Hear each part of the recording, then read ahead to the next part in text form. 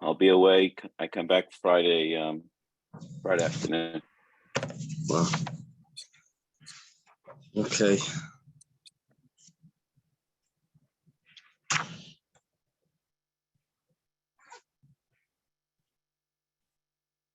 Did we leave off on Hayam and Beis?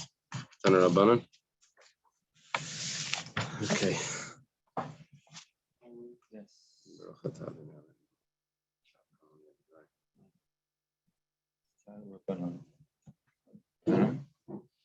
Pizza. Yeah. Okay, so we'll start 5B. Yeah, you see that? It's like the middle of the page. So, first of all, we thank Hashem. We're able to learn every day. Just one light off. So turn on another light, it makes it brighter. There you go. When I walked in, I noticed something different, but I didn't figure it out. Thank Hashem that they're able to learn Torah every day. That's supposed to learning we should have Beis Hamikdash immediately. So we're going to start Taner Rabbanan. Start in a brisa. Kate's at the Kesef. How does it work? A man marries a woman, he betroths a woman, he uses money. How does that work? Well, Nasan la Kesef, Aishav Kesef. He either gives her money or the value of money, something of value. And he says, Hariyat Mekudeshesli, behold, you are consecrated to me. Hariyat Muresesli, you are betrothed to me. Hariyat Lilintu, you are to me as a wife. Harizah Mekudeshes. That's good. Use the correct expressions. That's what we do. Yeah. I thought consecration meant it was for Hashem. Yeah, but here it's as a wife. That means it's sort of like you're designated to me as a wife.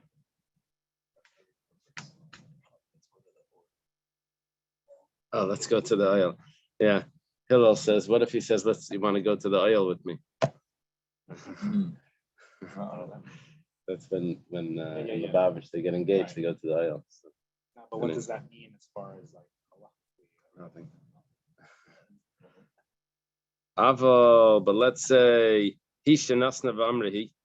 let's say she gave him a gift and she says, Hareini Mikudeshes Lach. This is she gives officially, he is supposed to give her the ring. Let's say she gives him a ring and she says, Hareini Mikudeshes Lach, I'm consecrated to you. Hareini Mereses Lach, I'm betrothed to you. Hareini Lach Linto, I'm to you as a wife. So she's the one that's giving and she's the one that's doing the talking. Aina Mikudeshes, that doesn't work. Wow. It's not egalitarian. Right.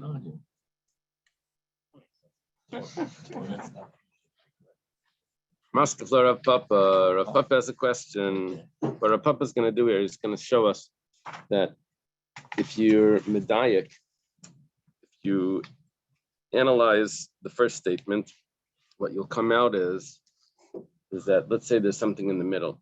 First statement was, he gave and he said, right? Second statement was, she gave and she said. But let's say in the first statement, if he gave and she said, we mixed it up a little bit, right? He gave the coin, but she made the statement, it would probably be not good.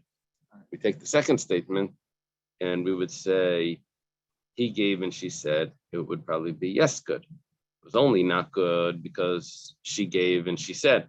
But let's say he gave and she said, then it would be good. So we look at these two diukim and they contradict each other. But the way what we got out of analyzing the Reisha, the first part, is the opposite of what we get out of analyzing the Sefer. So it goes like this. Maskefler of Papa has a question. Time of the Nasan Hu Vamarhu. Why is this Kiddushin? Why is this betrothal good? Because he gave the ring and he also made the statement that, behold, you are betrothed to me. A Nasan Hu Vamrahi. But let's say he gave the ring and she's the one that gave the statement. If we were Polish Chassidim, they have the accent. Polish? Yeah. They have an accent, everything is he. Instead of who is he. This would be a very difficult Gemara to learn. It's because the difference here is who versus he. But they have everything he. Oh, and you would have to. He? That's how their pronunciation is. Yeah, this would be very complicated. You have to look in a tent. you would have to do the spelling. We'd have to say he with the vav and he with the yud. That's how you would have to say. Okay, but nasan.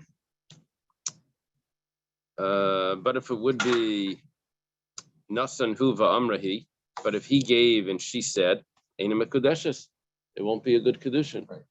Aim. And she said, yeah, Right. that's not good. Ema seifa. Let's go to the second case. It says aval he shenastalei v'amrahi, but she gave to him and she said to him, "Le'abi kedushin." That's not a good kedushin. That's not a good time at the nasnahi v'amrahi. That's only because she did both. Nasan hu v'amrahi. But let's say he gave the ring and she made the statement, "Habi kedushin." That would be a good marriage. It's good. That's what it sounds like from the seifa. The Gemara says, "Reisha dafka seifa kedinaspa." Really, the diak is from the Reisha, which in the Reisha we see that he has to do the giving and he has to do the saying. One mistake and it's no good. We get that idea from Mishnah, or like why is it that way? It's just passed down.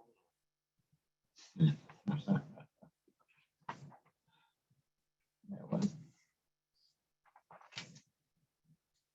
I mean, can women make a communion? Just in general?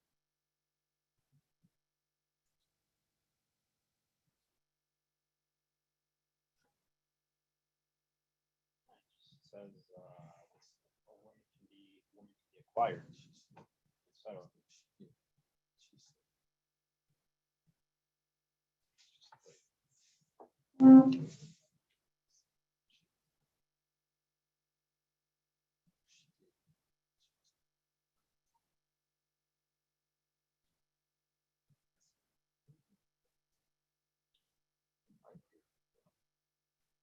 Wow.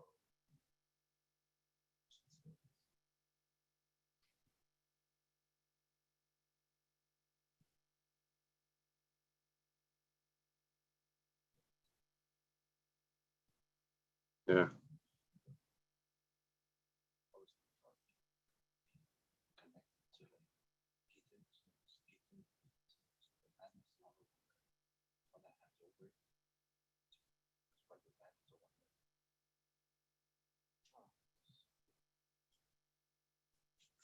Yeah, well, it's interesting because the Gemara doesn't give us the case of, it doesn't even discuss the case of where she gives the ring and he does the saying. What happens there? We only gave the case of Yeah. him giving the ring and she does the saying, where we're saying now that it doesn't work. What about the other case? She acquires him. Does the Mishnah leave room for that other case?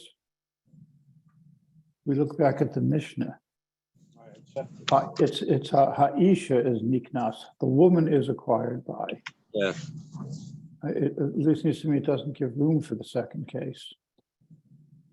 I mean, it wouldn't be that's because there's an assumption that the one that's receiving the money is the one that's being acquired. Right. One that's giving up themselves. That's the assumption. We'll see. It's not so simple. Taisus mentions that it doesn't say this because there are cases where it does work. We'll see later today. But why is it so important that he has to be the one that's making the statement? Hariyat Mekudeshesli. And if not, He's the one making the acquisition. but she can say that he gives her the money and she says, Harini Mekudesheslach. I'm betrothed to you. Because maybe he just intended it as a gift. And she's adding this in because she wants to marry him. He didn't, maybe it was a gift, maybe it was something else. Maybe it was intended to buy her, I don't know, something from her. I think Hillel made a good point. I would also add it could bring in the puzzle that Eliezer asked Rachel. Yeah, Rivka. If she Willing. asked for permission, Right. she was Right. willing, so. So Naftali is saying that it has to do with das, because it could be that he never meant to marry her. This was just a gift. Mentions here situation that when in that scenario, it is like debatable if it takes effect or it doesn't, but he takes into consideration if we were talking about. Yeah, that we're going to see that in a minute. Yeah. Okay. The Gemara says Reisha Dafka Seif Kadinaspa. The one to be medayik from is the beginning over here, which means that it has to be perfectly. He says, and he gives, and he says, but once you deviate from that, it's no good. So why in the Seifa and the end case did we come out with something different? Says that was just because we were trying to match the ratio, so it's not so precise. Tana Seifa Milsa the Sashalei Resha, but you're going to say something in the end that's going to contradict the Resha. Elahachi Kamar. Rather, what it means to say is Nasan who va'amar he, if he gives the ring, and she's the one that says Hareini Mekudeshes Lach Shita Dahavi Kedushin. It's for sure. I'm sorry. Nasan hu va'amar hu. If he gives the ring and he says, then Shita Dahavi Kedushin. Then it's obviously a good. He says Hareini Harei At Mekudeshes Li. But Nasan hu va'amar he. But if he gives the ring and she says Hareini Mekudeshes Lach Nasa Kamisha Nasan hi va'amar he, then that's as if she gave the ring and she said, which that of course doesn't work. She cannot give the ring. Well, there is another way of reading this, another pshat. Nasan hu va'amar hu, if he gives the ring and he says Hareini Mekudesh Hareyat Mekudeshes Li, then it's Mekudeshes. That's good. That's the perfect example. But Nasan hi va'amar hi, if she gives and she says Eina Mekudeshes, then it's not going to be good. That's the perfectly not good example.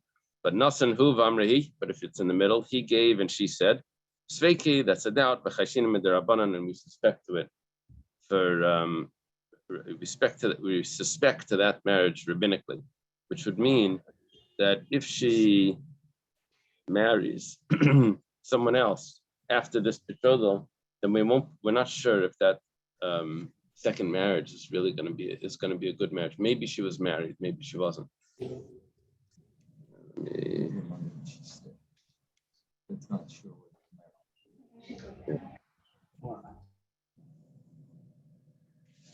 Okay. Amar Shmuel.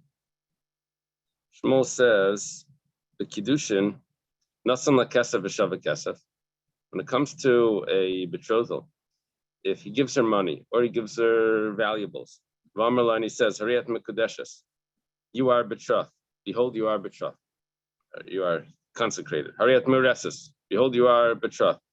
Hariyat Le'intu, I skipped the li. Behold, you are a wife. Hariyat Mekudesh, that's good enough. Even though he didn't say to me. All of those cases he skipped to me. Right. He just said, you are, that's good enough. Let's say he says, Hareini Isheich. He says, I am your husband. Hareini Bailech, I am your husband or master. Hareini Aruseich, I am your like fiance or what would it be called? Betrothed. I'm your betrothed. In kan beis michash, there's nothing to be concerned about. This is not considered a kedushin. Oh, it's not really. It's not. Right. Because he has to take her. Yeah. He shouldn't be taking himself. Shouldn't be changing his own status. He needs to change her status. So the betrothal is effective formulation define the relationship in terms of the woman's connections to the man, not the reverse. Yeah. This doesn't explain the other case of where she says Hareini Mikudesh Aslach, because she's the one that's changing her status there. She's receiving something and she's saying it. Why is that not good? That's rabbinic. Right, we have two interpretations there. If it's totally not good or if it's a suffix. But here we say that it's not even a machlokes. Everyone agrees that this is not good because to change his status, that's not considered a marriage.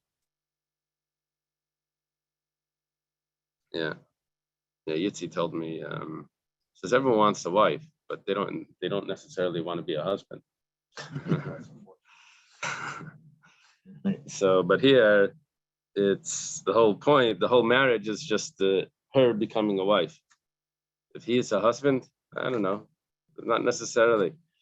Yeah, that's what it looks like over here. Okay, v'chein begerushin, the same thing would apply to a divorce. Nasan-la, he gives her a get. V'amar-la, harayat mushlachas. He says, behold, you are sent. Harayat megureshes, you are divorced. Harayat mutar s'chaladim, you are permissible to anyone. Harayat megureshes, that's a divorce. Eini yishech, I'm no longer your husband. Eini bailech, he gives her the divorce. He says, I'm not your master anymore. Eini arusech, I'm not your betrothed. And can be smichus, that's not considered a divorce. Whoa. Amalei Rav Papa Abaya. Papa says to Abaya, Abaya is Rav Papa's teacher. It says, Lameimra, is this to say, Savar Shmuel Yadayim Shem Mechichas Hav Yadayim? He didn't say you are betrothed to me. He's left out the word to me. But we're assuming that that's what he means. And this is called Yadayim Sheina Mechichas. It's a handle that's not, a handle that's ambiguous. That isn't ambiguous. It's not compelling what exactly it means. It's a handle that's not compelling. It's a language that it's not 100% clear. So that means that Shmuel holds that it doesn't need to be that clear. If that's the case, but we have a Mishnah. If someone says, I will be, he just says the words, I will be. So guess what? Haray's a Nazir. He just made himself into a Nazir. We asked the question, maybe he meant, I will be in a fast. He took a vow, but maybe it's not a Nazir vow. That's because there was a Nazir that was walking by. Shmuel said, that's why it's going to work. Now, time at the Nazir. That's why is he a Nazir? Because it was clear that he means to be a Nazir because there was a Nazir that was walking by. And he says, I will be. But if not, won't be a Nazir. Which means Shmuel holds that if it's something as ambiguous, he doesn't become we don't accept it. Kumar says, the answer to this problem is that in that statement from Shmuel, where he says, Harayat Mureses, Harayat Mekudeshes, he actually said Harayat Mekudeshes li, he said Harayat Mureses li. Says, so then what are you telling me? That will you say it correctly, that it works? It's considered a neder, no? So it could be the yad.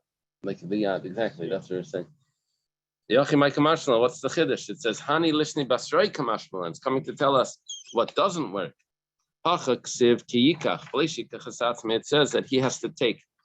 This would be a transitive. Where you take something else. He has to take her. It's not he has to. And not he just takes himself. Not that he. Not that he makes himself into a husband. It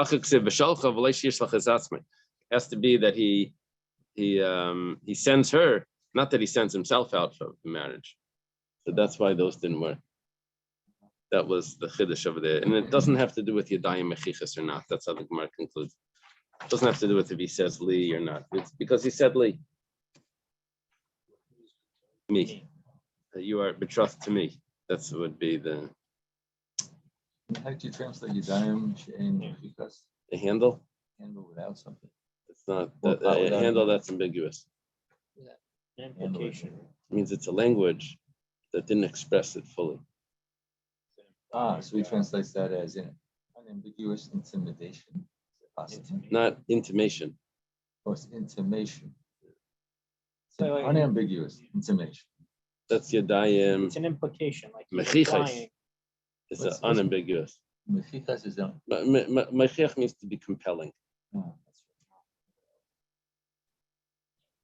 Okay. It's not compelling.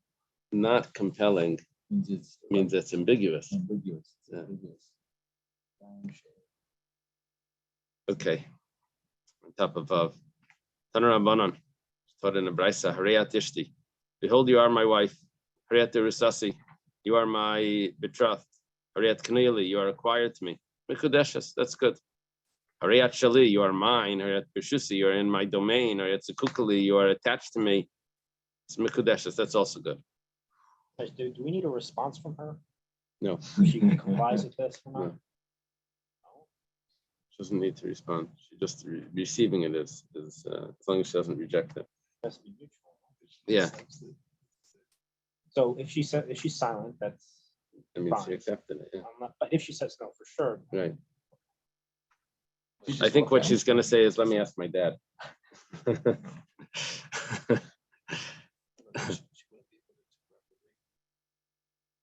If she grabs the ring, that's a problem. If she can't grab it. She has to be given it. No. No, but like, let's say, like, he's gonna hand it over to her. So what does she do? If she, like, Takes it from your hand. take it from his hand, not sure if it was on. I don't know. Officially, he's supposed to give it to her. Puts it She in the takes wine the glass. ring. Wine glass? Is that what they do? That's what a lot of Koreans They put the ring in the wine glass. Uh-huh. They take her out to dinner and they put the ring in the wine glass. It's like, oh, I'm so surprised. I've seen like Oh, I don't know what they call it. Okay. You ever been to a wedding where the woman says, "No, I don't want to be here. Get me out of here." Well, there is in Shulchan Aruch, there's a rule that after a man proposes to her, they have to wait 7 days for her to become clean from the proposal. He proposes, which means that they set a date for the wedding, and then they have to wait. Once they set a date for the wedding, they have to wait 7 days for it to become clean. And then in Shulchan Aruch, there's this discussion if, let's say, at the wedding itself, one of them backs out, and then the men come in or the women come in and they convince him or her that no, don't. You're just getting cold feet. No, you just go through the. Anyways, okay, fine. He comes back to the chuppah, and he says, "Do you have to wait another 7 days?" So one of the commentators up there says, "This is every single wedding with this happens. They don't have to do. They're always getting cold feet right at the wedding. There's got to be a term for that, like like at the signing. You're like if you're afraid of something. Anyway." But that was the expression, and it says, "Oh, it happens all the time. We can never." That's in here. It's not in this Gemara, but in the Shulchan Aruch, one of the Oh, commentators in Shulchan Shulchan Aruch says, "Ma'aseh b'chol yain." Okay, Taner Rabbanan. Okay, so we learned over here 2 sets of cases where they're good marriage. It's considered a betrothal. It says, "You are my wife. You are mine." All of those work. The Gemara asks, so if they all work, so why did he divide them into 2 cases? You could list it all and say hare, and it says mikudeshes at the end of all 6 of them. It says Tani plus Shamina v'Garsinu. The Tana wanted to teach you 3 at a time, I guess, to be able to remember it, maybe, so it taught it like that. Okay. Ibaylo, the Gemara has a question. Okay, help me out with the translations over here. It says miyuchedesli. If he says you are designated to me, miyuedesli, which also means designated. But how do they say? It says unique. Unique to me. Ezrasi, my help. I am skipped the word mahu. What's going to be the din? Designated also. Yeah, that works. What about if you're my help? What is that? That's a quote from the pasuk that the wife is considered a ezer, a help. Negdasi, you are opposite me, which is also in the pasuk. Kenegda, it says, Ma, what's the din? Atsurasi, if you are my gathered one. Ma, what's the din? Salasi, you are my rib or my side. Depends how you want to do this, right? Remember that story? This kid, they taught him in school. They taught him about Adam and Eve, and that put Adam to sleep, and he took a rib or the son. Anyway, comes home from school. He's laying on his bed, holding his stomach. Says, "What's wrong?" He says, "I think I'm having a wife." Anyway, okay, so Sigurasi, you are my like closed in. How do they translate that? Closed one. Tachtai, you are under me. Tifusasi, you are like my snatched, my grabbed one. Lukuchasi, you are my purchase. Mahu. Well, all of these, what's it in by all of these expressions? All of these expressions work. Gemara says, Psheit mi achada. I can answer one of them. The Tanya, Rashi quotes regarding Atzurasi. Rashi says that the sage, his teacher said that it's Isha Atzura Lanu, comes from the expression that when David was running away from Shaul, so he came to the city of the Kainim. So he sees over there, what was the name of the Achimelech was the Kain Gadol, and he tells him, he says, "Do you have any bread?" He asks him, "How come you're coming here alone?" He says, "Oh, it's a secret mission or something." He said, "Do you have any bread here?" He says, "I only have the bread, but it's from the showbread. It's lechem hapanama. You have to be pure. I can give it to you, but you can't have any women. You can't have relations because that will make you impure. You won't be able to eat it." So he says, "No, we don't have any women here. Isha atzuralanu. Women are like removed from us." So that's why we says atzurasi means like it's like the expression of Isha atzura.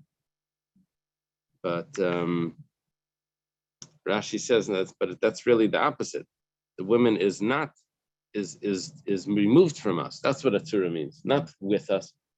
Anyway, we said it means gathered. Okay, so he has an answer for one. The Tanya was taught in the Brayso. He says, "You are my purchase." Raising mikudeshes. That's good. Shenemar mishum shenemar kichach isha. A man purchases a woman. He buys her. Okay, Ibailahu. The Gemara has a question. Charufasi mahu. How do they translate charufasi? It also means betrothed. Let's see what they.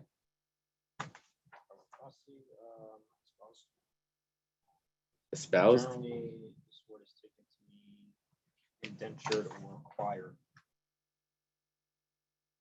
The Tanaim and Parshin disagree about the origin and precise meaning of the similar term necharefet. Yeah. That says, quote, "Who is a maid servant espoused." What does to a espoused man. mean? Espoused is like told.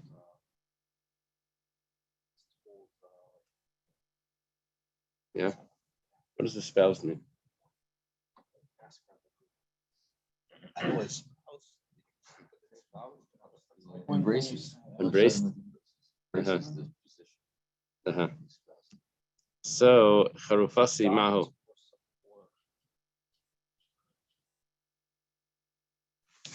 Yeah, this is we're taking a word from when the Torah discusses this maidservant that's partially freed, that she's married to a Eved Ivri, and also she's married to an Eved Ivri, and then she lives with another man. It's called the Isha. It's called a Isha Charufa. Who nechrefes? What's the Asham Isha? There's a special sin offering that the person that lives with her has to bring. Right about the egg. Aruf, that's an egla arufa. Yeah, but This is arufa, charufa. Oh, charuf. So a shifcha charuf. So it goes like this: charufasi ma tashima. So come listen. Tanya haimer charufasi mikudeshes. If someone says charufasi, it works. She can be Yehuda karin larusa charufa, because in Yehuda that's what they do. They call a betrothed woman. They call her a charufa. The Gemara says Yehuda virub alma. So because that's what they do in Yehuda, so that's considered the majority of the world, and that's how this works. It says Hachi Kamar. It says if someone says charufa, then it works. Charufasi, then it is a good betrothal, because the pasuk says she's a maidservant nechrefes lish, that's betrothed to a man, just referring to the Eved Ivri, which the Eved Ivri was allowed to marry the maidservant. And also Yehuda kain larusa charufa, and also in Yehuda they do that. This is where we get this expression from. Yehuda vaid lekra, what they do in Yehuda, and also a pasuk. Why are you adding in what they do in Yehuda if you have the pasuk? This is an expression which is used. Alter Rebbe used it in the introduction to Tanya. It says something that's unnecessary. It's something that's totally unnecessary. It's Yehuda vaid lekra. And also the pasuk, once you have the pasuk, you don't need anything else. Elahachi kamar. Rather, what it means is Haimer Charufa Yehuda Mikudeshes came. Yehuda Kain Arusa Charufa. What all we meant to say was that in Yehuda, that's considered a good marriage, because in Yehuda they call Charufa, they call an Arusa a betrothed woman, they call her Charufa. The Maya Skinan. What are we dealing with? All these questions that we had. What's the case? Ilema b'shein medabri malis kegita v'kedusha.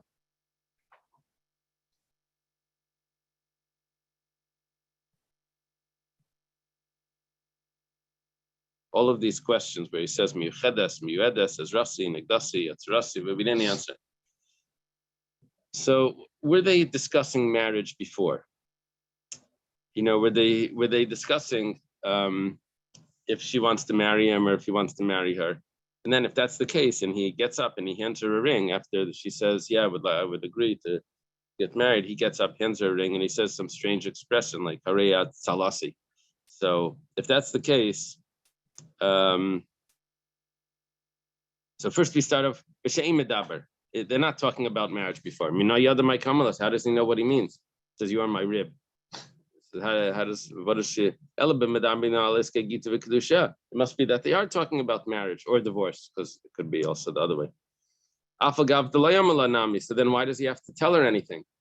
We have a rule that if he just gets up and hands her the ring without saying anything, if the whole conversation was all about him marrying her, so then he can hand her the ring without saying anything, because that's what they were talking about. You can see that this is, from what was going on, from the context, this is clear. He doesn't have to he doesn't even have to say, you are my rib or something. So why are you asking if that works? The Tanan was talking about baseball. They're talking about baseball, then this is not, then how does she know what they're referring to? The Tanan if he's speaking with the woman, they're either talking about divorce or they're talking about marriage. He gives her either the divorce or the marriage or the ring. And he doesn't explain what he just did. Rabbi Yossi says that's good enough. Rabbi Yehuda says that he has to explain. It's not good enough. And we follow Rabbi Yossi. Rav Huna says in the name of Shmuel that we pass like Rabbi Yossi, that he doesn't need to explain, because that's what they were talking about the whole time. So Amri, the Gemara says, really, they were talking about Gittin or Kiddushin, and if he gives her the ring and he's silent, you're right, that would work. Over here, he's making it worse, because he's saying these strange expressions. Which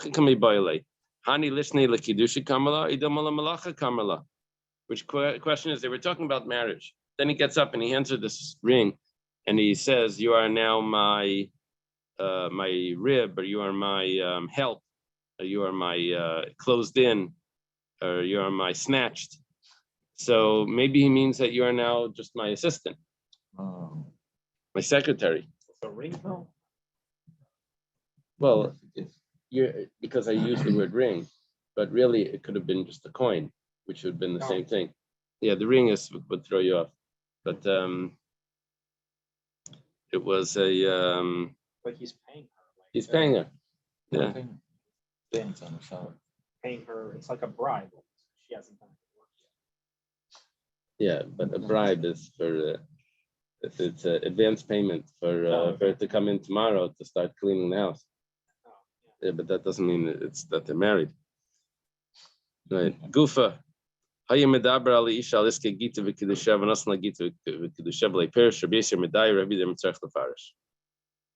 It's interesting. Second time we have over here a gufa when we're talking about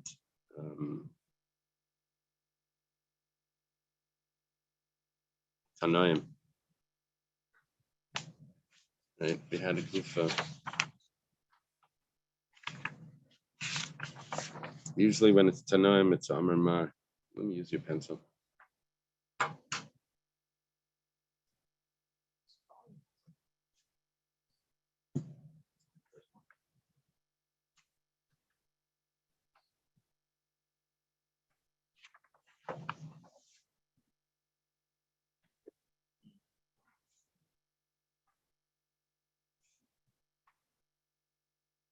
Okay. So this word Gita, Gimel Yud Tes Hey, that Yeah. another way of saying, writing get? Yeah. So Yeah, he's I was talking to her. ignoring that, but the same thing would apply if he hands her a get and they were discussing the divorce. He doesn't actually need to say, this is your get, because they were discussing the divorce the whole time. Normally, he would have to say, this is your get. But because they were talking about the divorce, and then he just gets up and hands it to her, that's good enough. According to Rav Yaisi, which Amar Rav Yehuda Amar Shmuel, oh, I'm sorry. Rav Huna Amar Shmuel said, Allah is like Rav Yaisi.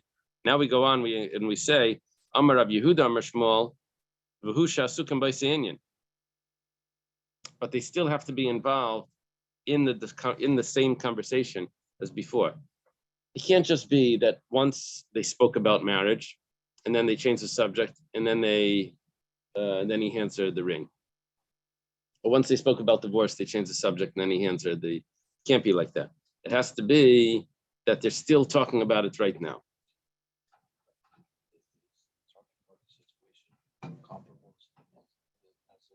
Yeah, similar to that. Rabbi Lazar says name of Rabbi is the same thing. They have to still be talking about getting married or getting divorced, and then he hands it to her. Ketanoi. This follows a machlekes tanoim. Rabbi says Rabbi says that they have to still be involved in the same discussion. And Rabbi Lazar Bar Shimon, it's Rabbi Shimon Bar Chaysan, even if they're not talking about the same discussion. So according to him, how does it work? If they're not talking about the same thing, how does he know? How does she know that she's been being given this as a marriage? That it's almost the same thing.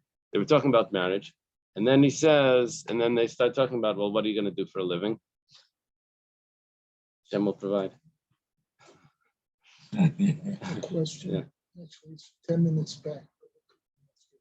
When you were using the term Tzarufa in Yehuda, and you said, Charufa, I yeah. think, Charufa, and you were saying that was from Rusin, even though he was talking about being what apparently was like a Kiddushin. Yeah. But Erusin and Kiddushin is the same thing. Nisuin is the other one. Which is the one that's later. Nisuin. Okay, but we don't normally give the ring at Erusin. No, because our engagements are not really betrothals.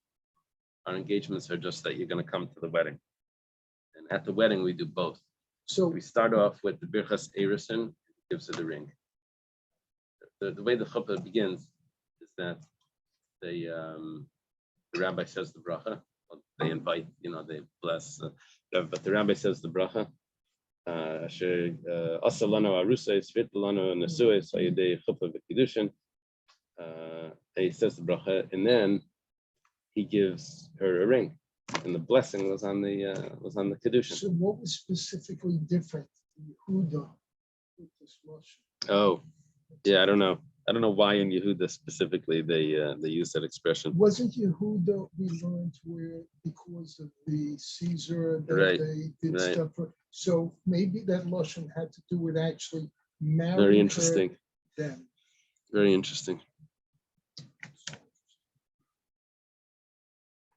And it wasn't really the problem, they got by because they used a different Russian. Yeah.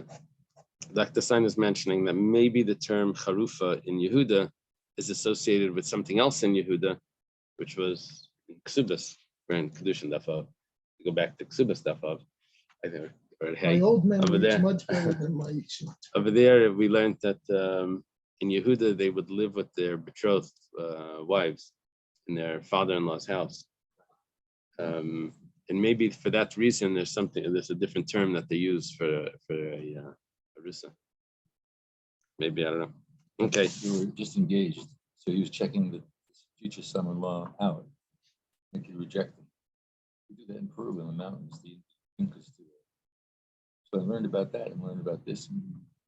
What would they do? They would check out the son-in-law. Son-in-law would go live with the future parents, in-law, right, for a year. course, and if they had a kid from it in that time, then it's good because she's not barren. It was a sign of rejection. Interesting. And if not, they push them off Machu Picchu. Okay. Amar Rav Huna Amar Shmuel Alach Rabbi Yossi. Rav Huna says the name of Shmuel Alach like Rabbi Yossi, that if they were talking about marriage and then he just hands it to her, that's good enough. Amalei Rav Yemar Rav Ashi. Yemar says to Rav Ashi, "V'lhadam Rav Yehuda Amar Shmuel Kolshini the abitiv gittin the Kiddushin LaYesik Yimayim Afilu Shmuel LeHadar Rav Huna Amar Shmuel." It says that you have to know the halachas very well of marriage and divorce before you get involved in them. Does that mean that you also have to know this halacha? It says in Amalei in Hachanami, yeah, you have to know this halacha as well. This is an important halacha. You have to know before you start getting involved.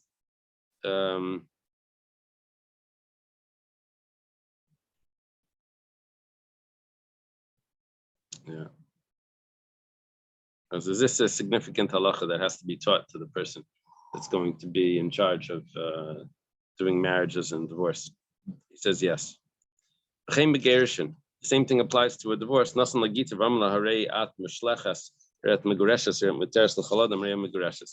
Same by divorce. If he says this is your, he gives her the divorce paper. He says you are sent away. You are divorced. You are permissible to anyone. She's divorced. Pshita, the following is obvious. Nasan Lagita, if he gives her a divorce, Ramala Leishtai Hariat Bascheirin, you are now free. That's nothing. Being free doesn't mean that she's divorced. Let's say he says to his slave, to his maidservant, you're permissible to any man. So that's also not being free. Notice he used the wrong expression. He used an expression for a slave for a wife, and he used an expression for a wife for the slave. He didn't say anything. Let's say he tells his wife, usually when the Gemara does a pshita, it starts off with something obvious, and then it says, but following is going to be the question. He tells to his wife, you are for yourself. You're alone. Mahu. What's the din? Does he mean that now she keeps her own income? Does he mean that she's now totally free? That she's now divorced? Ravina says to Ravashi, Tashma Tanya was taught in a brisa. Ufe shall get shichur. What is the essence of the deed of manumission, freedom of the slave? What does it say there? It says Harayat ben Chayran Harayat Latzmich. It says you are free, you are for yourself. Ashta, if that's the case, Ma Eved Kanani the Kanilei Gufei. The Eved Kanani, when he goes free, he used to be owned by a master, and now he's going to be owned by himself. He's now acquiring himself. If he says you are now for yourself, it means entirely for himself. It means he now owns himself, right? He's a free person. So ishad leikani legufei. But a woman that doesn't own herself, not that she doesn't own herself. She wasn't, her body wasn't owned by her husband. The husband acquired her as a wife, but it doesn't mean that he owns her.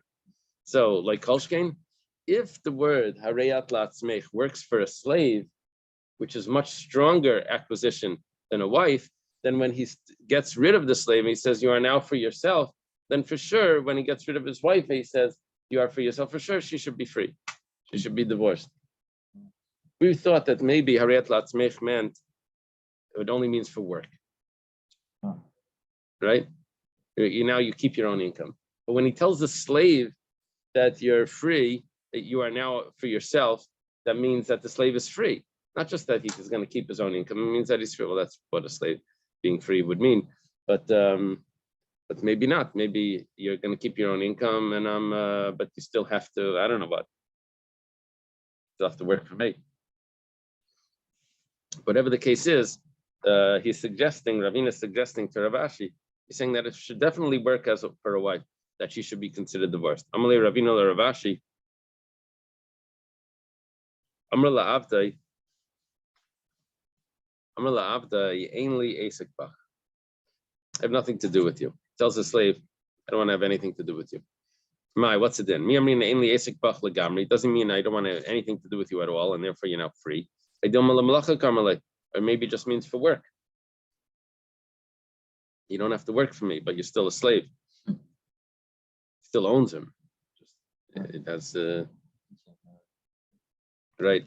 Amalei Rav Chanin le Rav Elazar le Rav Ashi. No, Amalei Rav Nachman le Rav Ashi. It's a little strange.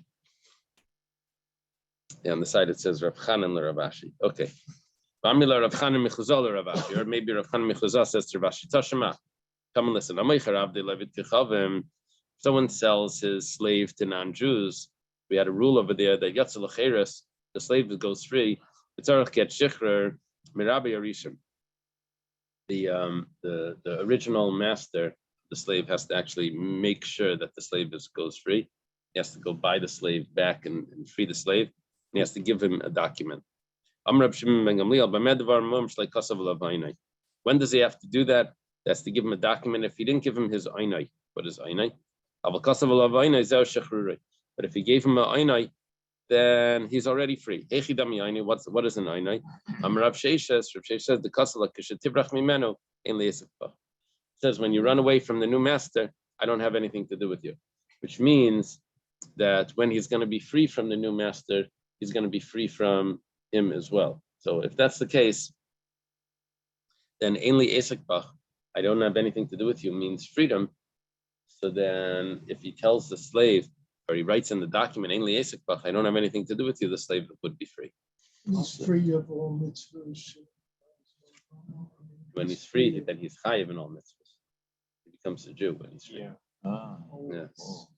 It's like a no return policy. Right. Can't run back to his previous master. So how can he sell him then to a country? That's the problem. He can't sell him to a non-Jew. He's taking him out of the mitzvahs.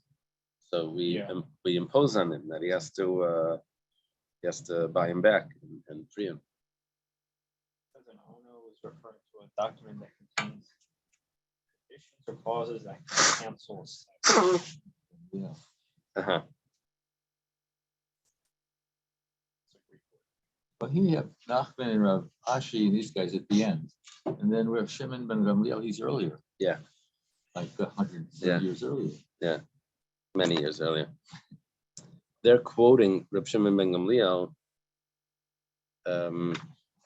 as a source for for their questions. They quote an earlier source. The slave does something like that so well, and the master gets upset at him and says, "Oh, I don't want anything to do with you," but hasn't given him the document. Is he like Yeah, he needs a document. Just like a divorce requires a document.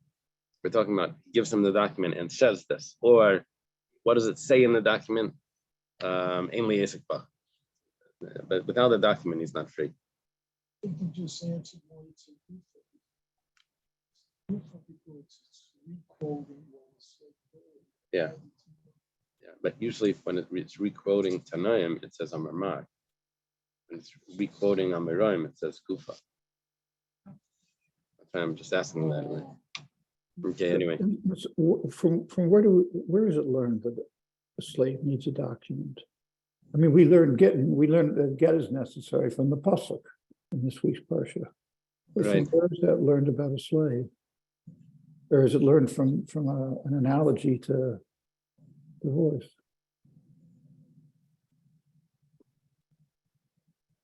I don't remember, but it was obvious from Masechta Gittin that he needed a document. Mm-hmm. Yeah. But we need a get. We need a document for a get because there's a comparison between a slave and a divorce. And a divorce. Yeah. Wow. Amar Abaya. Abaya says, "I'm a kaddish b'milvei and mekadeshes." Okay, nice complicated Gemara here, but we'll just do it simply. If someone had lent a woman money, and he comes time to pay back. He tells her, you know what, the money that you owe me, just keep the money, and that'll be you'll be married to me. You can't do that. So he didn't really give her anything. He just absolved her. He forgave the debt that she owes him. Any mikudesh, that doesn't work. What about bahnas milva, with the benefit of a loan? That's mikudeshes. Vasalasas came knei aramas ribis, but you're not allowed to do that because it's like tricking with interest. Hayanas milva echidami. The Gemara says, what is the case? What are you talking about over here? What's the difference if he says you don't have to pay me back, or if he's giving her the benefit of a loan? How does that work? What's the case? If we're saying that he had lent her, the Amala Arba B'Chamisha. He tells her, I'm lending you 4 coins. Here's 4 coins, and you have to pay me back 5. And when it comes to the 5th coin, which is interest, which is prohibited, comes to the 5th coin, he says, you don't have to pay me back the 5th coin. You're just, with that 5th coin, you'll be married to me. Illegal payments. Where it says haribis malaisu, that's clear interest. It's fine. He's using the interest to show interest. Yeah, he's showing interest. Okay. V'oid, and also hainu milva, that's the case before where he gave her a loan. Like tzricha darbach lazimna, the Gemara says no, hanas milva, which would actually work, but we're not going to allow it because it's like interest, would be where she's supposed to pay back at the end of this month and she doesn't have the money. He says, you know what, I'll extend the loan that you can pay me back next month. But that benefit of extending the loan, that value of extending the loan is a gift for you so that you will be married to me. So like a whisper thing. But it's similar to ribis. Yeah. It's similar to ribis because ribis is that the time that you're holding on to that money has value and you're paying for that time. That's what interest is. What's it called? Iska.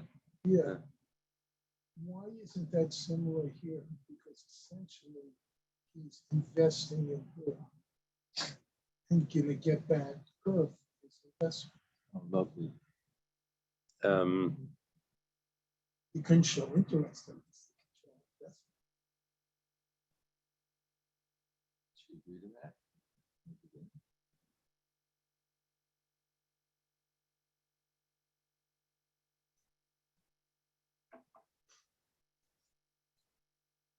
It's not that much different from those things. You're not paying me interest, but I have a partial investment in your business. Just like you're going to make money, I'm going to make money. If you just, simplify. Okay, you don't have to pay me now. Just like you're working. She borrowed money and she's giving back more than what she took. Only because during the course of time, she's made money. That's a partnership. Just give away your life, brother.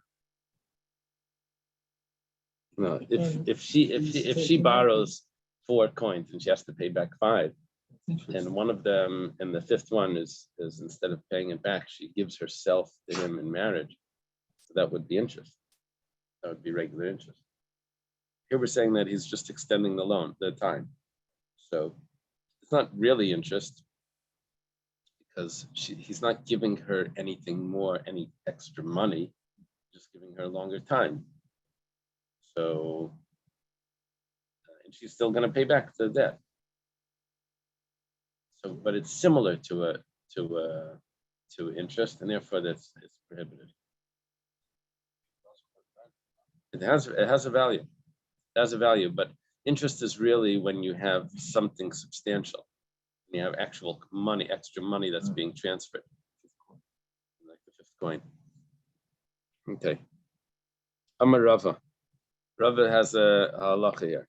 Helech mana al manas shetachziruli. here's a money, here's $100.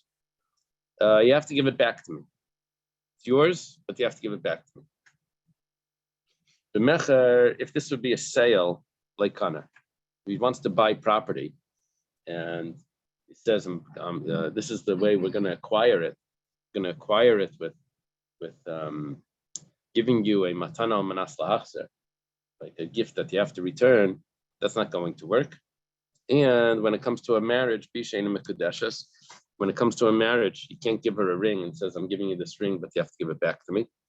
And if he had to redeem a son from the Kayan, so it's not considered redeemed. And Betruma, however, if he has to give Truma to the Kayan, so he hands it to him and he says, "But give it back to me." You're Yaitza giving the Truma to the Kayan, but you're not allowed to do that because the Kohen was not allowed to go and do work in the granary together with the owner so that he should get all the Truma. He wasn't allowed to do that. Now here it looks like he's assisting the owner because he's taking it and giving it back to him. Looks like he's working for the owner.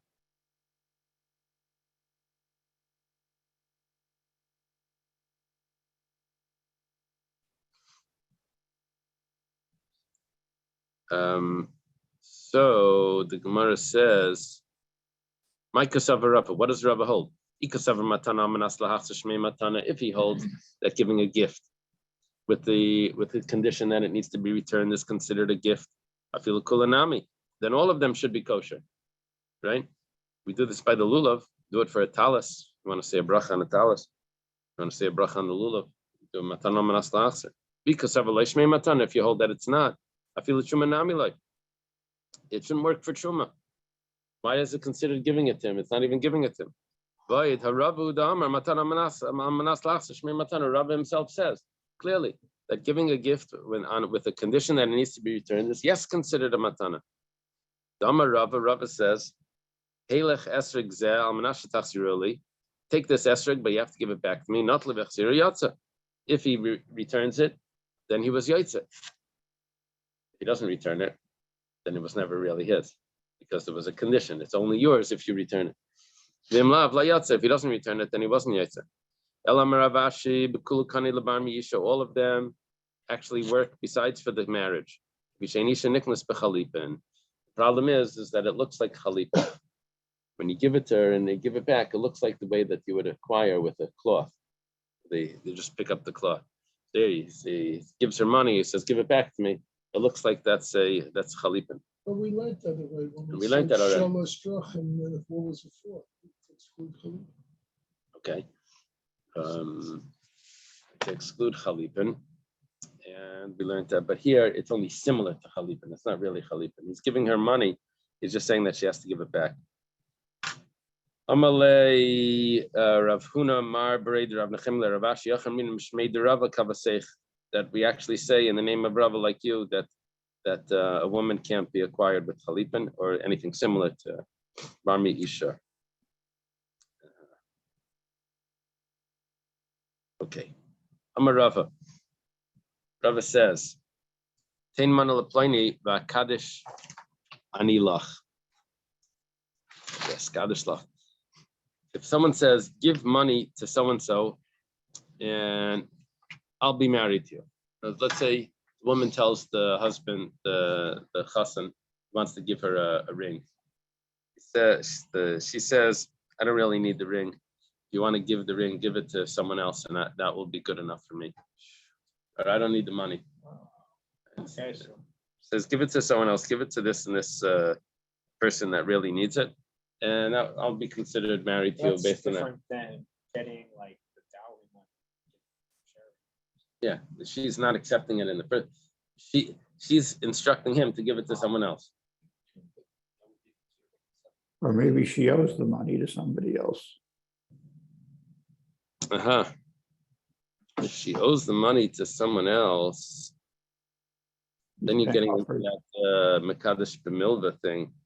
But he's paying off her debt. Otherwise, the debtor can come and object to the marriage.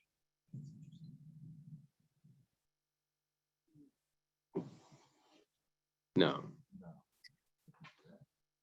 What do you mean? She owes money and someone comes in and gives her a ring.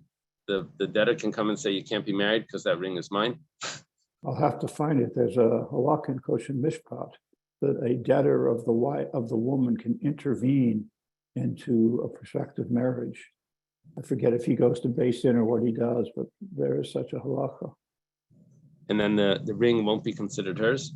I don't recall all the details, but it's a very interesting halakha.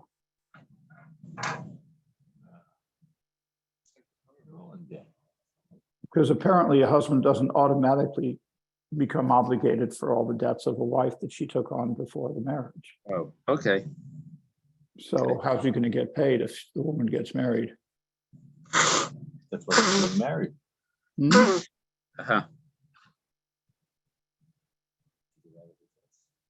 Yeah. In American law, does it work that way? In American law? And then when a guy gets married to a girl and she's heavily in debt, does he assume all those debts? It's on her. Yeah. That's assuming It's a family thing. If she had her own credit card, she had money on that. and now they've been married, it wasn't ever joint. the money is joint. What's joint is joint, but what wasn't joint is. Uh-huh. I don't believe so. I had a boy who came to me, he said he's going out, he was proposed to shidduch, and he had a problem because he had tried to open up a company in China, some company anyway, and it didn't work. He was a young kid. He tried to, it was like daring, he did this thing. Anyway, he ended up with $50,000 debt because of this little thing. It was only like 21, 22. Anyway, he said, do I have to tell this girl that I have a debt? So I didn't know. I didn't know. Anyway, I asked the rabbi. So by the third date, you should tell her. By the third date. After the No, they're gonna go out. Oh, going out by They're the gonna go third out. date. So by the third date, they make sure that she knows about it. You don't have to say, hi, my name is this, and I have 50,000. You have to introduce yourself. But by the third day, if it's that serious, anyway. I forget where this was. It was in another country. Anyway, I get a call like a year later, 6 months later. Another rabbi says, I know that you know this guy. The family is very concerned. They're married, but he's not responsible with money. What is this? They just found out that he has this big debt. And he's what? I told him he has to say by the third. The rabbi said, let me call it. I'll get back to you. Anyway, turns out that they went out twice and they're ready to get married. And he says, I have to tell you something. He says, no, we're rushing to the l'chaim. They made a l'chaim quickly. Anyway, they never had a third date, so he never told her. And they found out later. Anyway, okay. So what happened? Yeah. I hope they're still married. I don't know. I hope that everything is good.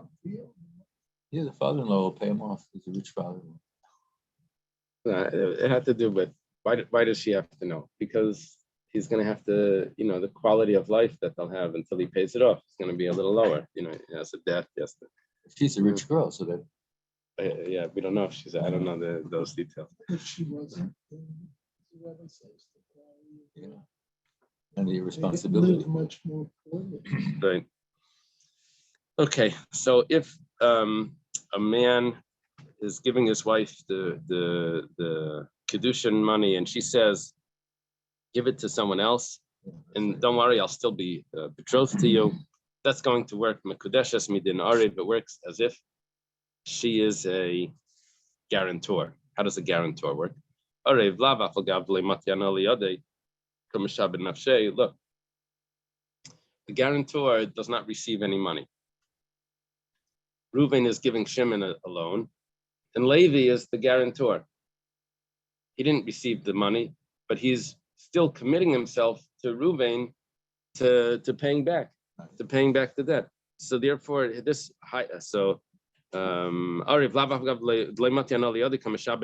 still committing himself. Hayitzinami, this woman as well, even though she doesn't receive the money, but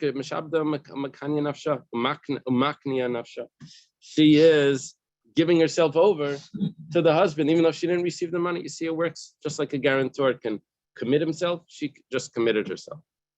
Let's say,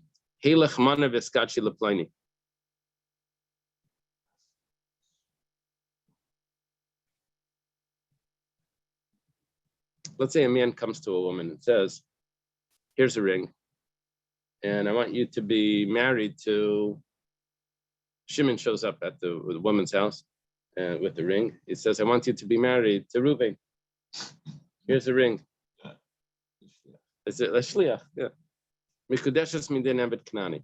She's married as if with the same logic that it works with the Eved Kanani. How does it work by Eved Kanani, a non-Jewish slave? Eved Kanani lav afagav like a chaser midi. You know, the difference why we're not just saying a Shliach. If Reuven gave a ring to Shimon and said, give this to, that's not what we're talking about. We're talking about Reuven doesn't have money. Shimon on his own gives the wife a ring and says, with this ring, I want you to be married to Reuven. So Reuven never gave anything, but she's committing herself to Reuven receiving something from Shimon. Wow. He's aware. He has to be aware. He has to be aware, yeah. He's aware. The Musaf Rashi, which I just glanced at, says there's no, or I'm not missing, there's no kinyan. Haitian nicknames the Kesser. Yeah. But here she's not nicknames because there is no kinyan between him and her because of the third party. That's why the question comes. Okay, 1 second. 1 second. How does it work by Eved Kanani? How does Eved Kanani go free? Does he pay his way free? No, the master sets him free, even though there was no payment from him. So Hai Gavranami, this Reuven also, this Chassan, even though he didn't lose anything, he still can acquire this wife. He doesn't have to be the one to give the money, just like the Eved Kanani doesn't give the money and he acquires. What does he acquire? He acquires himself. So to Reuven, this Chassan doesn't give the money, but he still acquires a wife without giving the money.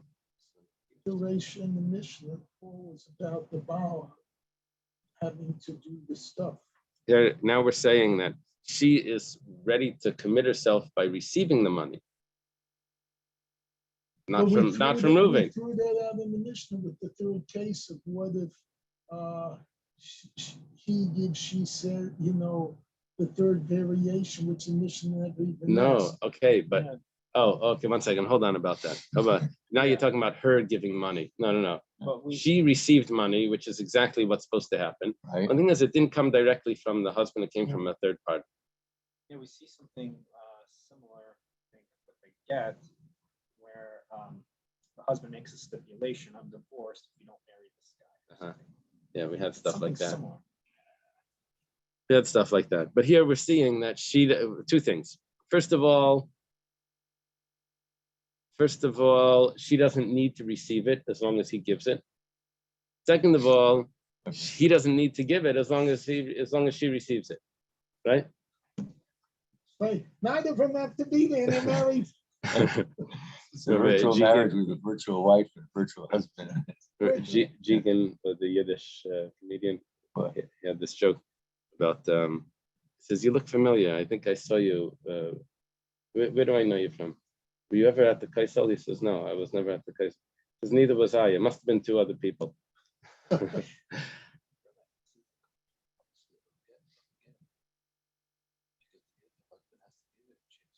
Yeah, exactly. 10 mana laplaini, Kadashani loy. Let's say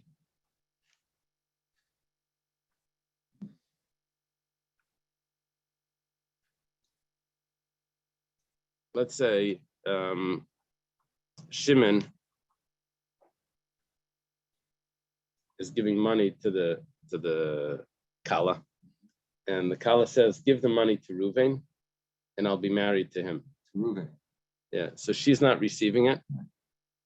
Reuven's not giving it. On the contrary, Reuven is even receiving it. the point over here is not that Reuven is receiving it. The point is that anyone else is receiving it. But that we said before that she doesn't need to receive it, right? As long as he gives it.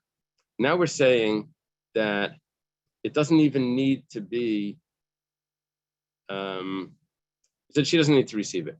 We also said that he doesn't need to give it as long as she receives it.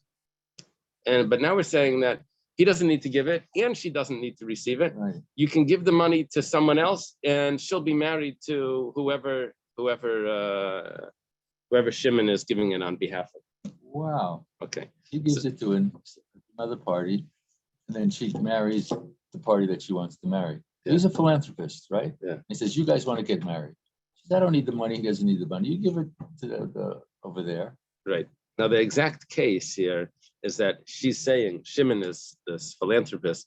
He comes to her, he says, I'm giving you money, you'll be married to Reuven. He says, no, give the money to Reuven, I'll be married to Reuven. Oh, that's nice. So now Reuven now becomes the recipient. Yeah. The Mikadeshus Midin Shneim. Usually it's the woman's. Right, the recipient. Right. But over here, we're seeing that she's going to be married because of two reasons. First of all, there's a guarantor. How does it work by a guarantor? By a guarantor, the guarantor doesn't receive anything, Right. but still commits himself.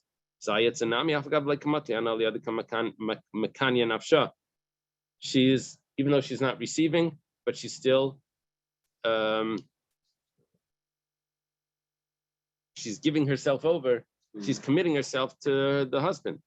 The Gemara says, 1 second, midami, ariv, haidika kanile, the one that's acquiring the guarantor, who's acquiring the guarantor? The lender is now acquiring a commitment from a third party, right?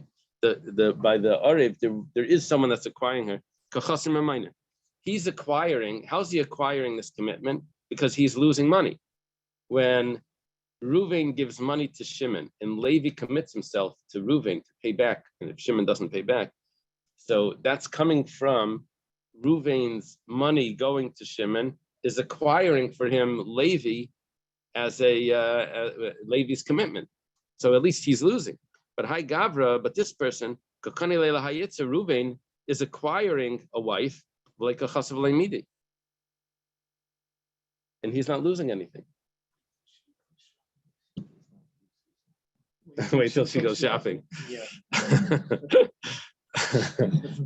Okay. The Gemara says, well, Eved Kanani Yechiach. I'm going to show you that the husband doesn't need to lose in order to gain, there doesn't need to be a transfer here. It says, by the slave, he doesn't have to lose money, but he still acquires himself. Slave is free. The slave is freed. That means he acquires himself. So to this husband can really acquire the wife, even though he's not giving anything. He's not losing anything. He's not giving anything. Philanthropist in there. Right. So it says midami, but how can you compare it to that case? Hasam hachtekamakni kakani. Over there,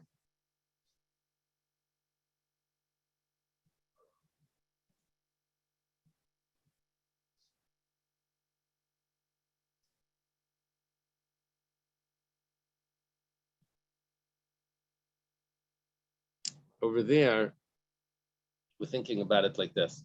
Someone is setting the slave free. Who's setting the slave free? Some third party is coming in and paying for the master to set the slave free. So we're saying, well, at least over there, the master is receiving money. It's not coming from the slave because the slave doesn't have money. It's coming from a third party, but the master is still receiving money. And then the master is setting the slave free. But over here, this wife that's giving herself up, that's committing herself, that's giving herself to the husband, is not receiving anything. So you can't compare it to the Eved Kanani. Umar says, well, Arab Yechiach, but you can compare it to the guarantor. The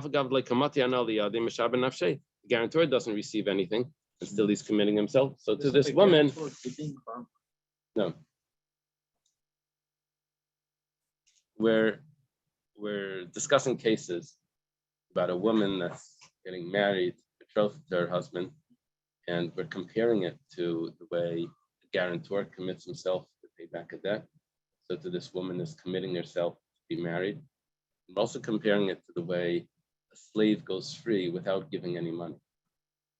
Someone else gives the money. And the slave So goes she, free. so she So to would this agree to woman, this marriage, so she would be out of any debt. no, ignore we're just looking at the act of acquisition. How does it work that without the guarantor receiving anything, he now has a commitment on him? However that works, we're saying without the woman receiving anything, she now has this commitment on her, that she's now a married woman. It's just a So what comparison. ways- It's a what mushroom. ways would that even- like, how would that be possible? Just like some example. The example would be, the woman says, you don't have to give me the money for the wedding. You can give it to someone else. I'll still, the marriage, right? I'll still be committed to you. We say that works similar to a guarantor, where the lender gives money to the borrower and the guarantor commits himself. That example, that why for the slave, the person that's supposed to receive the money says for someone else to receive it, is that considered a kidney that they received it? Actually, I think the guarantor has to commit before, Before the money is given. otherwise it needs a Kenyan. Uh-huh. Uh-huh. Okay. I'm sorry. He says without a Kenyan, if the money is given first, then they don't need a Kenyan, because the transfer of the money is already is how he commits himself. But it could be that they need a Kenyan anyway. Could be he has to pick up something, or I don't know. I don't know.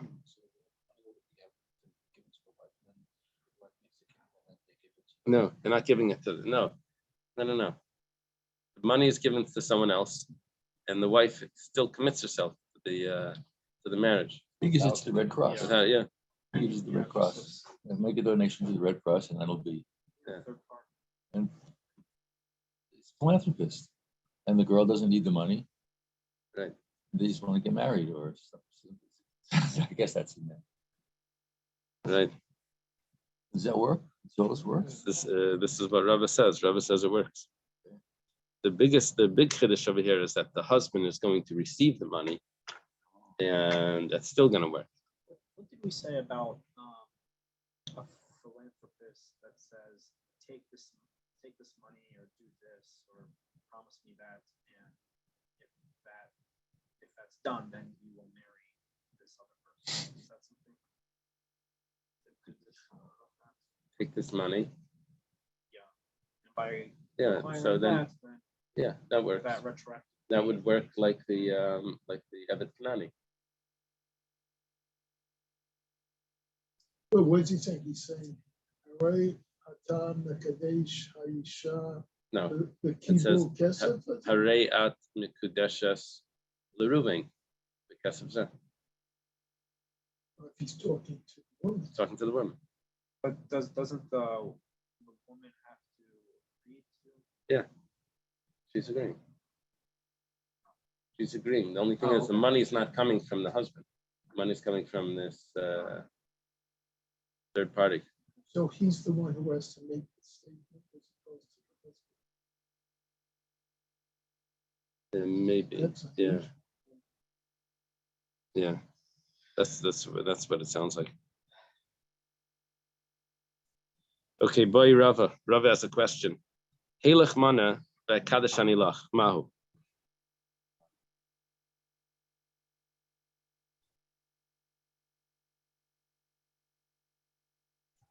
She's giving him money.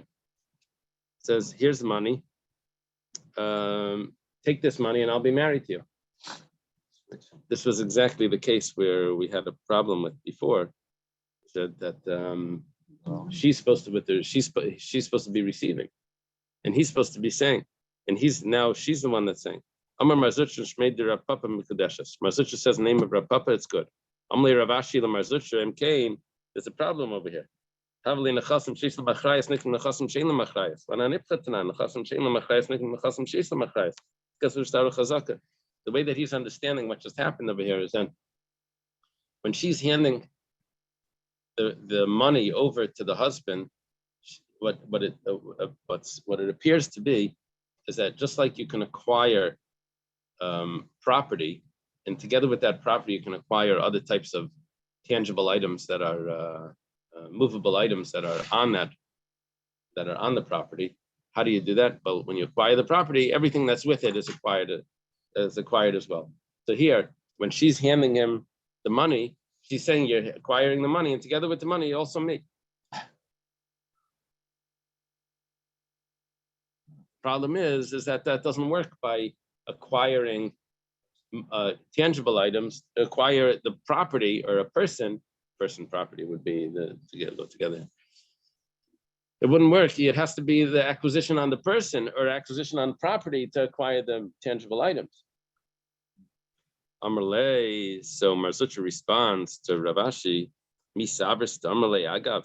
Are we saying that he's acquiring together with? We're talking about that this is a very important person.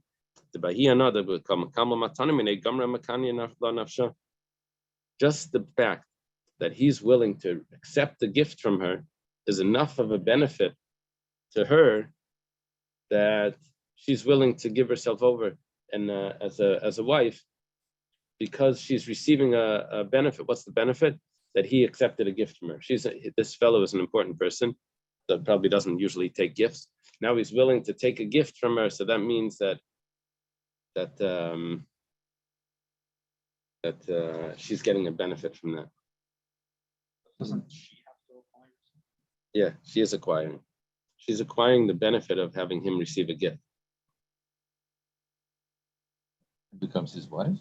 Yeah, and she becomes his wife by the benefit of. What does she gain from that? She Yes, gets a yes. gift, actually, because if he has a family. Look, sometimes the women like to feed people, right? They like to nurse. So maybe she cooked him a meal and said, "Eat my mandelbrot.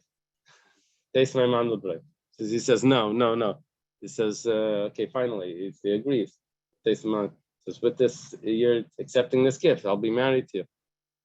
But what we said about like a man can do something that a woman can't do, that was just with the words, right? Yeah. We're obviously over here. He's going to be saying to her that Hariyat Mekudeshes Li Bahanas Matanazu or something. Oh.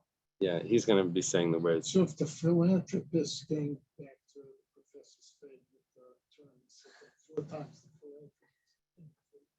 If the philanthropist gives them a house, and he says, "You're Mekadesh too, with this present of this house, everything's cool." For sure. So there, for sure, you see the benefit she has. She's got everything else. Right. Yeah, you can imagine a society in which everybody's poor. They want to get married. They have no means. So the philanthropist Philanthropist, yeah. comes in from another country. He Fine. says, "Okay, here's a house and here's this. Just get married." He's into Judaism. Who? The philanthropist. The wealthy man, or the endower, what do you call these guys? Philanthropist. In Judaism, that happens all the time. It's our history. They want to see the young people get married, Right. not just live together and because they're so poor. Right. Good idea.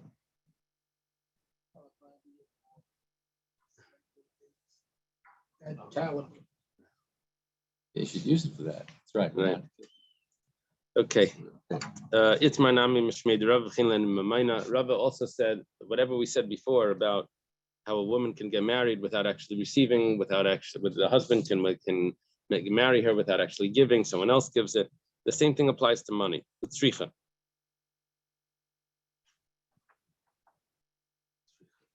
It's necessary to say about marriage. It's necessary to say about business, about other things. The Yashmin and Kiddushin, if we would only say about marriage, I would say Mishum da it's an yichala b'chol dehu. Why do we say that she doesn't even need to receive the money and she's already ready to marry her, to commit to a marriage to the Reish Lakish? Because like Reish Lakish says, the Reish Lakish tav l'mesav tandu l'mesav armlo. A woman would rather be together with anyone than to be alone. Not today. No. Aval Mamaina, but money ain't malay. But by business, maybe not. Maybe you have to actually receive it. And if it would be by business, by business, the person doesn't need to receive it because a person can always forgo payment. But maybe by a marriage, you have to actually receive it. You can't just be meichel it. So tzricha, it's necessary to say by both cases. Okay, Amar Rava. Rava says, "Eskachili lechatzai." Marry half of me. Oh, I see that. Marry half of me. Mikudeshes. She's it. So she's married. She's married to half of him. Half of him or half of her? No, chetziach mikudeshes. Half of you should be married to me. Ein mikudeshes, not married. Amalei Abaye l'Rava. Ma'ishna chetziach mikudeshes. Ein mikudeshes. Why is half of you not considered married? He tells the woman, half of you should be married to me. Isha merachman of lechatz isha. It's probably because the Torah says kikach isha. Man marries a woman. You have to take a whole woman. So achinami isha merachman of lechatz ish. Also, it means a man needs to take. It can't be half a man marrying the woman. He says, no, you got it wrong. A woman cannot have two husbands. So when he says, half of you should be married to me, what's the other half? Married to another husband? Doesn't work. When he says half of me is married to you, that means because he still has another wife, which that's acceptable. And this is what he's saying. If I need to marry someone else, I will. He's saying I'm only letting half of myself be committed to you. Other half I'm reserving for any other woman that I meet. Marzutra, the son of Rav Mari, asks Ravina, why don't we say that half of you should be married to me? We should say that it is a good Kiddushin. Even though she can't have another husband, we should say that it automatically spreads over her, the Kiddushin automatically spreads over her entirely. Well, where do you see a concept like that? It says, Tanya, was it not taught in a Braisa? If someone says that the leg of this animal should be an Ayla. So the whole animal becomes an Ayla. And even according to the one that says that it's not, that's only because he consecrated part of the animal. That's not that the life of the animal isn't dependent on. But if it would say the heart of this animal, the head of this animal is an Ayla, so then the whole animal would become an Ayla. So here also he says half of this woman should be married, she should become entirely married, just like the animal that becomes a sacrifice. Midami, how can you compare? Hasam behema, that's an animal. Hachadas acheres. Over here, this is a woman. You can't compare a woman to an animal. It says halay damya. What's what's not exactly what the Gemara means. The Gemara means that over there's no intention that's blocking. By the animal, there's no intention. There's no third party or second party over here that has any other intention other than what the owner's saying. And the owner's saying that this should be an Ayla. So the entire thing becomes an Ayla. But over here, when he says half of you, I still have this woman that's there, and she's thinking it's only half of her. She's not allowing that herself to be fully committed.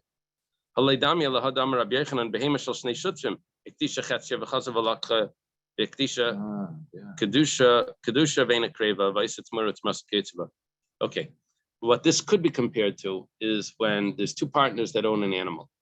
First partner consecrates his side of the animal, his half of the animal. Second partner doesn't consecrate it. Right. But the first partner that consecrated goes to the second partner and buys it off him. And he consecrates the second half. Right. We say that this animal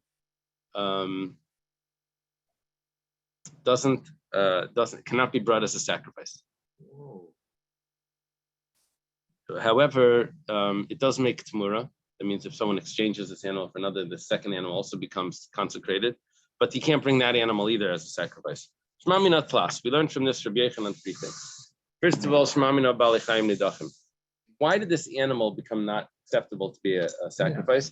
Because when it was first consecrated, it wasn't eligible to be a sacrifice because it was owned only by one only one of the partners had consecrated, the other half of it couldn't allow it to become a sacrifice. Right. So once it's rejected from being a sacrifice, it can never go back to being, Well, if it's consecrated, even you though it have was to use alive. it. Yeah, but only half of it is consecrated. So what we're saying here is that there was a machlekes. Do we say that it's consecrated? Do we say that rejection applies even to live animals? That a live animal could be rejected from ever being brought as a sacrifice? Here we see that yes.